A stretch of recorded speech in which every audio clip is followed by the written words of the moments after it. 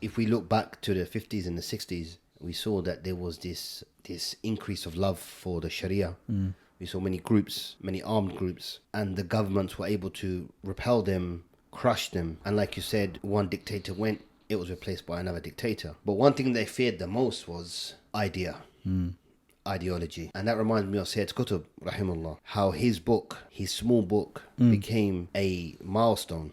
And literally the name of the book, Milestone, became a milestone for those that were looking for the hope and the shine of Sharia to be upon those lands. I spoke to one sheikh and he said that we were very young at that time when the book came out. We had to memorize the whole book, go back to our village, rewrite it, and secretly pass it on, because we knew that militarily we're not going to win, but generations to come need to understand the reality.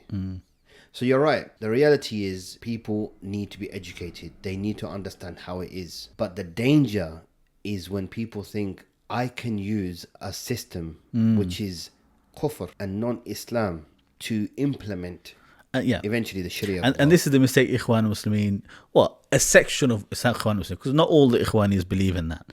So if you look to, for example, Muhammad Qutb, when he writes about these mistakes that Ikhwan made and reviews what they did, he's of a more Salafi line of thinking, and he doesn't agree with a lot of those tactics. So it's become a trend with many of the sort of later Ikhwani spin-offs, Jama'ati Islam and others, where they try to use democracy to bring about power. I don't believe that's going to work. I don't believe it's even if you win the election, we've seen what happens. We've seen in Algeria, we've seen in Egypt. They don't care if that's what the people want. They don't care if you win an election. If European powers see you becoming closer to Islam and they have the power to stop you militarily, they will do it. How did Sisi come to power?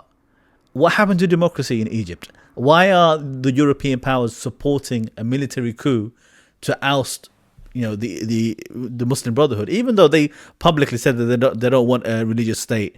They were happy with the secular state. But just that leaning towards Islamic thinking, Islamic influence, they wanted to shut it down. So all of their deen about freedom, democracy, elections, it's like the Quraysh when they used to make an idol out of dates. They get hungry in the evening, they eat it. So when it suits them, they will abandon all of that, and they publicly supported the occupation, the military coup, the violent coup. They were killing people in the streets, raping women publicly in the streets on camera. It was disgusting, and yet the European powers will support it.